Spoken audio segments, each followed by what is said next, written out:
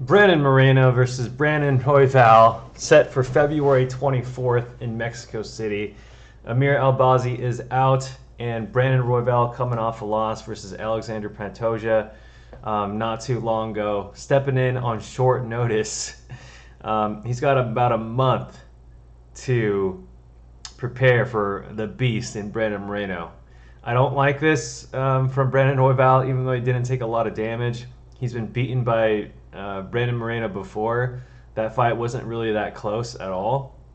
Brandon Moreno actually gave Alexander Pantoja the biggest challenge, and Pantoja pretty much, ragdolled Brandon Royval the whole fight. So I don't really like this. I think it's a big risk. He can, potentially get injured, has to deal with another weight cut. And Brandon Moreno, I think, is going to, lay it on Brandon Royval. I think he's going to be super motivated after that, Alexander Pantoja loss. He's had enough time to recover. So I just don't like this. I think Brandon Royval should, fight someone lower in the rankings. But then again, he's not really risking much. If he loses, everyone, knew Brandon Moreno was going to win because he had a full camp. And Brandon Royval just came off, a loss versus Alexander Pantoja. Whereas if he wins, huge upside, I guess, and then he's right back into the title fight. But why would you get right back in the title fight if you just got smoked by, Pantoja? So, I would have preferred to see him go down in the rankings, maybe fight someone a little bit lower.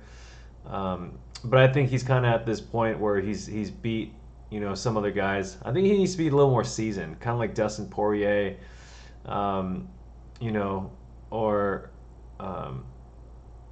kind of like Dustin Poirier did, right? He stayed around the rankings, built himself up super slowly, just because he never really had enough talent when he was young to compete for a title until he was just much older, much more experienced. I think that may be the case with Brandon Royval.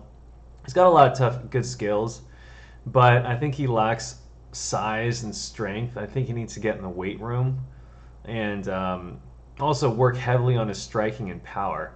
If Brandon Royval gained a lot of power, worked on that, he's got good knees, but he would be really dangerous if he got much stronger, much more powerful, and developed more punching power, because his length and his frame is so large for a flyweight.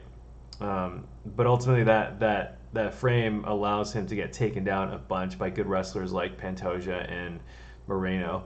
So, I'm going to go with Brandon Moreno on this one. I'll put out a big fight prediction when it kind of comes down, closer to the fight. All right, so hope you guys are pumped for this one. I'm not too pumped on it, honestly. I don't really see much happening. I think Brandon Moreno is going to take him down just like Pantoja did, just like Moreno did before. On the feet, Brandon Royval is pretty game, but a lot of people don't want to risk getting kneed in the face. So I think, Brandon Moreno is just going to hold him down for a little while. All right, so if you guys like this video, hit the like and subscribe button.